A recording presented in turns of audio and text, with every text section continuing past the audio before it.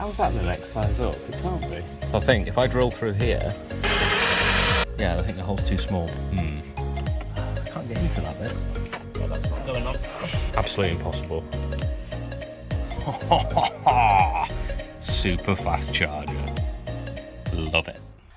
Alright, so today's activities, or this evening's activities, are to try and fit a USB charger in the front cab.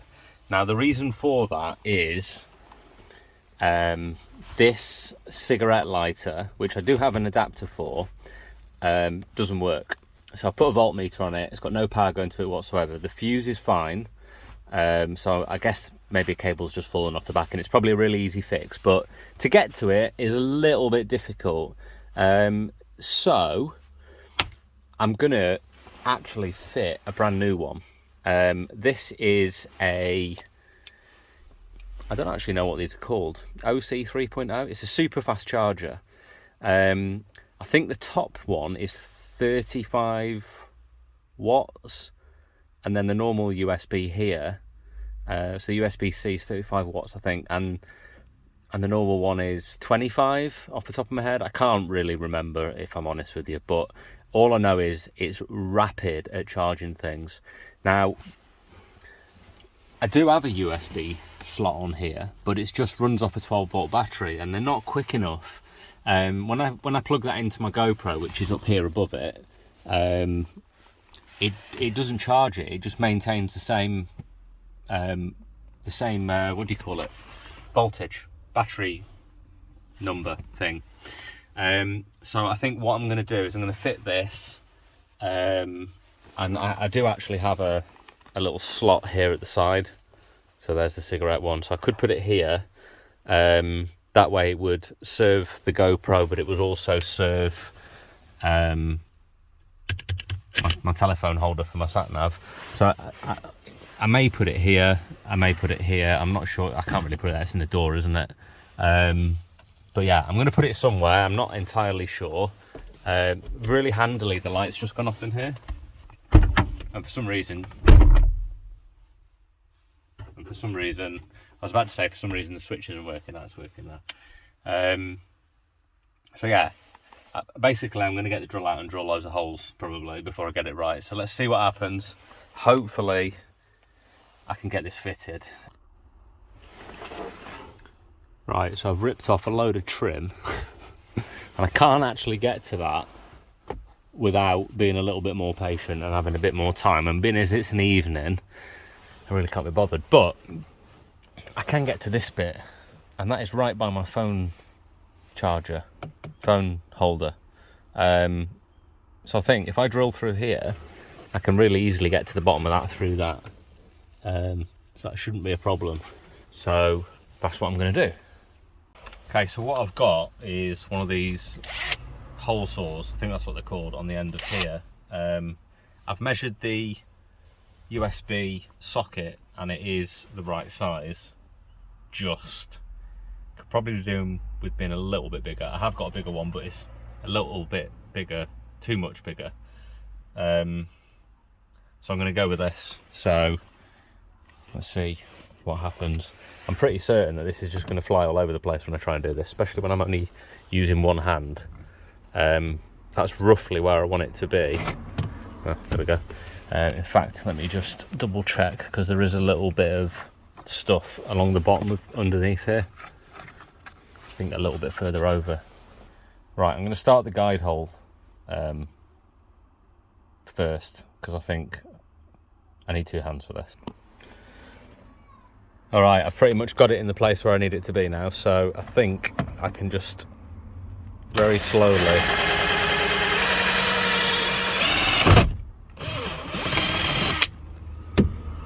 I hope it's in the right place. Hello. All right.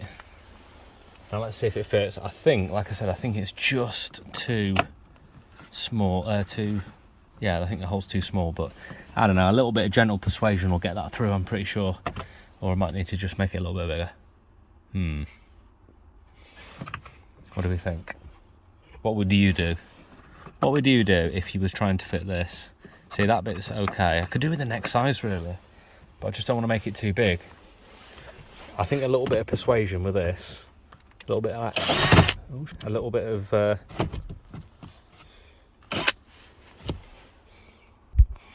right, I think what I'm going to do is just put this in gently and then just move it, because it is only plastic. If I move it from side to side,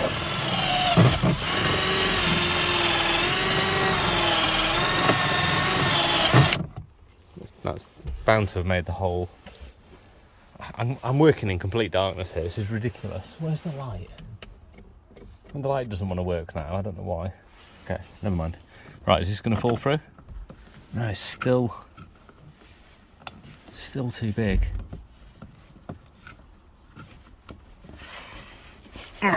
No. How to fix this? All right, I've come up with a better idea. Files. So what I'm going to do is I'm going to use this file I've already started just to kind of tidy it up a little bit, but also I can't get into that bit. What about from the inside? Yeah, there we go. Yeah, but also, oh gosh, it's not as easy. Everything always has a challenge to it. Right, I just have to try and do it from this side. So basically I'm going to try and file the hole a little bit bigger. It's looking more like an egg now rather than a cylinder, so hopefully I can get this to fit. Not yet, still needs a little bit more. Alright, let's see.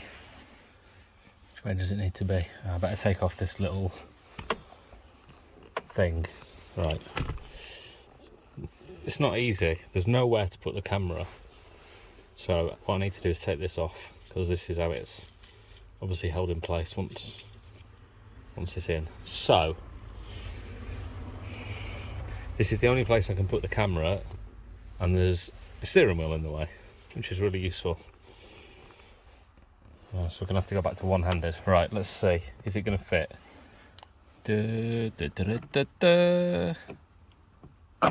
Yes, it is. That looks alright there. Now, what I didn't do is I didn't think about clearance, as in, can I fit a cable in there? Right, let's try. Here we go, here's a cable. Yes, I can. It's not in the way of anything, I don't think. Yeah, pretty happy with that. So I'm going to screw that into place. No, I'm not. I'm going to feed some wires into it first, from the bottom, to connect. Because otherwise I'll have to try and do that from the bottom, which I'm not prepared to do. But yeah, I think we're almost there. Right, I'm going to try again now because the phone just died and I'm using my phone to film. So, where are we up to here? So what I need to do now is connect these cables first and then put this on the back. So let's try and do that now. So positive to positive, let's just double check. Yeah, and negative to negative. I'm gonna have to tape these up because I've got no little rubber, whatever they're called, things. Oh, I've done it again. I did this just before. Forgot to connect that up. So I need to put that over first. This is not going to work, is it? Right. This is a problem when you're working in the pitch black. I know it doesn't look pitch black, but it is pitch black. And you've also been at work all day, because my brain shuts down at 3 o'clock. So every day at 3 o'clock, that's it, it's a write-off. So when I come out of here and try and do this, I just constantly make mistakes. But let's hope I don't put a screw through my hand like I did the other day, because that really hurt. Okay, so I can screw that on the bottom now. Don't know if you can see that. That'll be there. So we'll connect these up, push it through, tighten it up, and it should be job done. I'll take this off after the video and put some tape on it, I think. I'm not so sure that that's a good connection.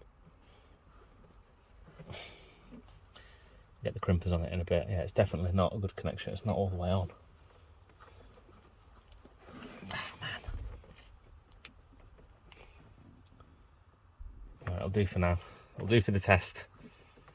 So it wants to go on that way. So I'm going to push that through. I'm also parked really close to the walls, and my door won't open as well, which is really frustrating. And I could just get in the van and move it, but can't be bothered. This is a bit fiddly. Hopefully this will go on without any problems. Seems to be something in the way of it at the moment.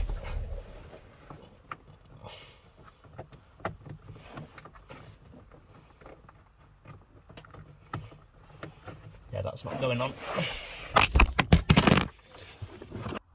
Right, I've had to put it on charge because it just fell off, and then as it fell off it just wouldn't turn back on again. So I don't know, I can't see what the hell's going on here, but for some reason I can't get that to connect on. So there's something in the way that's stopping me connecting that little grommet, or whatever the hell it's called, thing. Ah, man. It's always harder when you're tired. Everything's always, it's probably really easy to do, but when you're tired, everything just seems to take forever. Right, and I've only got one hand, it's just absolutely impossible. Right, so I've actually got some traction on it now, so it's almost done. That's it. Obviously I'll just have to tighten that up when I've got the availability of two hands. And I've just realised now I've connected them cables up through the through this drawer instead of putting it underneath, so I'm going to have to take them both off now again, and try not to touch them. It's really easy with one hand. Alright, we finally fitted it. The only way to do it is to use two hands. I mean, trying to do it with one hand is just ridiculous. So we've got it in there now, it's all secure. The cable is obviously loose around the footwell, but I'm going to hide it behind this rubber seal, so it should sit behind there as a temporary fix. But when I change the floor in here, then obviously I can hide it under the floor properly. So I'm pretty happy with that. I just need to connect all the plastic trim back on. Got no idea how this goes back on. I think it just slots on there and then goes back. That needs to clean anyway. But yeah, that's nice and secure now. That's not going to go anywhere.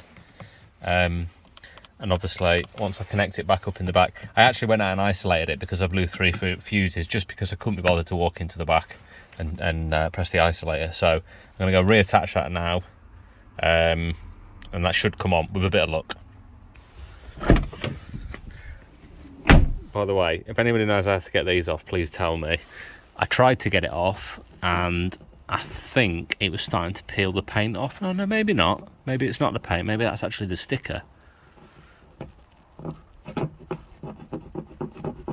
I think it might be alright. I was panicking a little bit, yeah, but I need to get rid of that. Alright, so let's turn this back on. Looks like the fuses are all okay. If they were blown, one of these little red lights would come on, and that's the one. So I think it's okay. So let's go back to the front, turn it on, see if it works. All right, a moment of truth. Is it going to work? It works, good. So we've got 2 chargers in, as I said before, 35 watts, 25 watts. So that's a super fast charger. That's a fast charger. And that is just a normal 12-volt charger, so that's useless, completely useless for today's technology. Lithium batteries, you've got no chance of charging it with that. So that will basically go up and charge my phone, which is obviously the most important thing to keep charged. That will charge the GoPro, so that'll probably just run across here somehow up to the GoPro, or alternatively I'll get a little bit longer cable and Amika can charge a tablet and things like that on there. So I'm pretty happy with that. The only thing is this is running off the back battery powered by the solar, so I do need to get this connected up to the 12 volt ideally. But for now, I'm happy with that. I just want some power ready for this weekend and I can start working out how to do the other stuff. Everything's learning. I don't know what I'm doing. I'm learning as I go. But I must say that was difficult because I was trying to do it with one hand in the dark. My light's now working now. I finished the light as size it's going to work in the cab, so it would have been a lot easier with that. I did have another light, but the battery dies on that really, really quickly. So, but anyway, job done. I've also fitted these sidewalls as well. I did that the other night, but I've got a proper YouTube video prepared for that. So we'll come back to that. And it's all about how I'm gonna sort out these side trims here where there's gaps and there's little bits and mistakes and stuff. I can always cut another piece for that, it's not the end of the world. But yeah, here's the other one that I fitted. So that's by the bottom of the bed. I'm going to put one by the top of the bed as well. Let's turn it on. And obviously super fast charger, normal fast charger. So we should have some good power in the back. And I'll probably do the same on the other side as well. We'll get something sorted out for there. I've got a nice little bed cover now as well. It's like a fleece type bed cover. So it's just be that little bit more warmer. Just need to sort out the kitchen next. I don't know what I'm going to do for the kitchen. I don't even know where I want it. Part of me wants it here, by this door, because I've seen when people have a tap there, they can then swing the tap round and have a shower outside. But to be honest, with these doors, surely I want the shower at the back, so I can have a curtain running across here, falling down, and stand at the back here and have a nice little shower at the back. Turn it around. Yeah, so there's some really cool things where there's like a panel here, and then you lift up the panel and the shower's there straight away. But to be honest, there's not a lot of room. It's not a lot of room, but there's always ways. There's lots of different things you can do, so I just need to think about it. Just put some temporary insulation in there now to try and hold the heat in a little better. And it has worked actually. It's held the heat a lot better when we went away this week. It was always about 4 degrees warmer in the van than what it was outside. So when it was -2, it was 2 degrees in the van, which is bloody cold. But now it's about 8 or 9 degrees warmer. So when it was, I think it was 4 degrees over the weekend. Yeah, I can't remember. I think it was like somewhere between 11 and 12 degrees in the van. Didn't get any colder than that. So that's obviously just by putting this insulation on here. I've still got the window. Now I did make a bubble wrap cover for that window. So that should hold some of the heat in. Obviously, foil insulation's not really insulation at all, but it does have the ability to reflect heat back and keep heat in. So I put some card between it, so it's basically double. So it's foil, bubble wrap, card, foil, bubble wrap, and I put it on, and it stopped the condensation, which is good. But I still need to get some insulation in this door as well, because there's nothing in it at all. So that is just basically a heat loss area to the van, whereas everything else is insulated. And the front as well. That's a thermal curtain. They work really well actually. I'm quite surprised how well they do work. It does hold the heat in. I mean, obviously not perfectly, but it definitely works to some extent. So yeah, we're kind of getting there now. I've got 9 days until we go away for half term, so I really need to get a shift on with some of the other stuff. It's just, I don't know. The start of the van is really impactful. Like, loads of things happen really, really quickly, and then you could spend 4 or 5 hours on the van in an evening, and it looks like you've done nothing. Like, I was out here for 2 nights doing this and this, and in all honesty, to screw these 2 pieces of wood together each side took about 15 minutes, and then to put, you know, all I had to do was just cut these and stick them on. It was dead easy. I mean, to do that bit only took me probably an hour. But all the mistakes I made along the way took a lot longer. And the thinking as well, you've got to sit and think, how am I going to do this? How am I going to do that?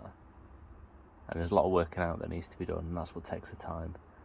And then screwing things together and it's in the wrong place. And I mean, if you look at the bed, it all looks well and good, yeah, because I've got some extra length, but it's not actually central to the bed. That's the edge of the bed, and that line there is actually the edge of the bed as well, so it's not even in the centre of the bed. And the reason for that is the van actually curves up here, where the window is, or where the window could be, so I couldn't get the wood back, so it has to be across. It can't be here, it's impossible. Well, it could, but it'll be up here. or I'd have to cut it at an angle like that, which I am not technical enough to do. There's no way I'm doing that. So yeah, I think we'll call it a day. I'm glad I got that thing in the front, because I was just driving around, it just, nothing was charging. It was just, phone was saying like 48 hours to charge, 46 hours to charge. I mean, that's not going to charge, it's just going to decharge, right, because your screen's on. So yeah, the battery was just dying constantly. But I've got good power in the back, good power in the front, all running off the back at the moment. What I want to do as well is get a battery to battery charger. I think that's critical, especially with cloudy days. You don't get any sun. Solar panels down to, I don't know, I'm not technical enough to know the answer, but probably about a third, if you're lucky, maximum. Which means if I had 3 solar panels on, I'll be lucky if it was acting as 1 on a cloudy day. And if we're going away to Scotland for half term, chances are it's going to be cloudy, chances are it's going to be raining, thick black heavy clouds full of water. You're not going to get much solar power coming through that. I've got no way of attaching to shore power. I have no intentions of doing that. I don't want to go on campsites. So I need a battery to battery charger, or more panels and more batteries. Anyway, we're done for tonight.